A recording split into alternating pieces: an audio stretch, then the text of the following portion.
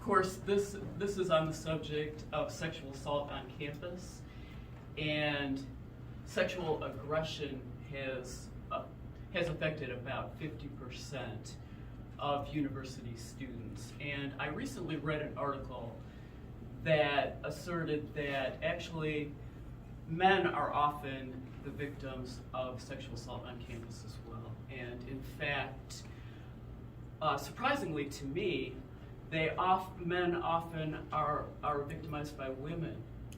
And I would imagine that it may happen, for example, if women are intoxicated, they may sexually assault men. And apparently it is a significant problem. Of course, one of the characteristics of sexual assault is that it's often not reported. So we really don't have good statistics on sexual assault.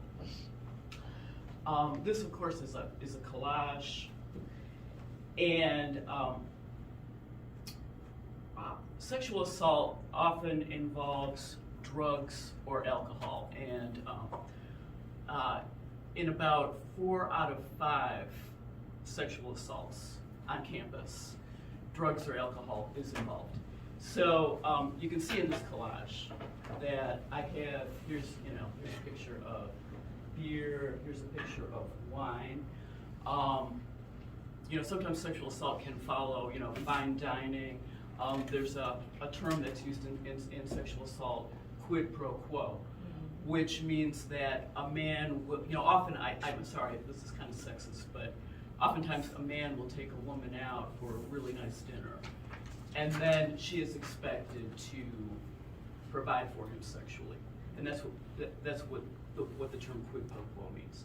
So that's why I have here a picture of a glass of wine, and the word party, and here's a photo of some students who are drinking, and you can see here I have a red plastic cup, and this is emblematic of college drinking. A number of high-profile sexual assaults have allegedly occurred in fraternity houses, and so here I have a picture of a fraternity house and a news story about that. Sexual assault also has been perpetrated by school athletes, coaches, and doctors. Consequently, I have a photo right here, and I realize that you probably can't see what this says, but this photo is from a football game, and one of the fans is holding up a sign that says, "Hey Winston, no means no." And Winston, I don't know if any of you, if the name Winston means anything to you. I'm not a big football fan, but I know that Jameis Winston, and I'm probably pronouncing his name wrong, Jameis Winston was accused of sexually assaulting a student. He was a student at FSU, and I think what happened was he was accused of going into a bar and drugging a woman in the bar, and then taking her to his apartment and assaulting her.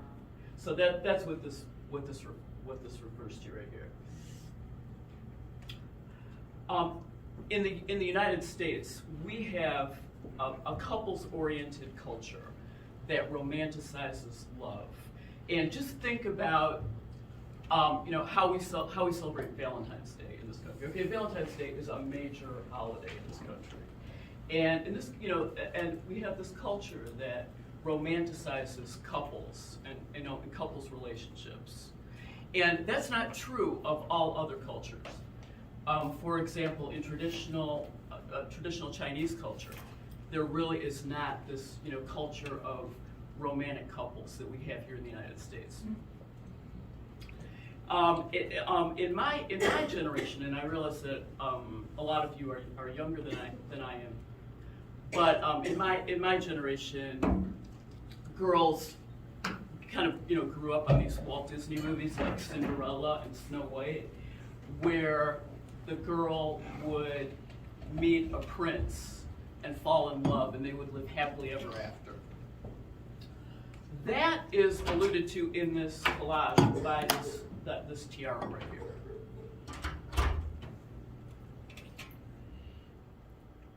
The truth is that we live in a rape culture. We have a rape culture in the United States. We have a culture of sexual aggression in this country. And that is represented in this collage by this pseudo-romantic greeting card, which, in case you can't read what it says, a poem for my sweetie.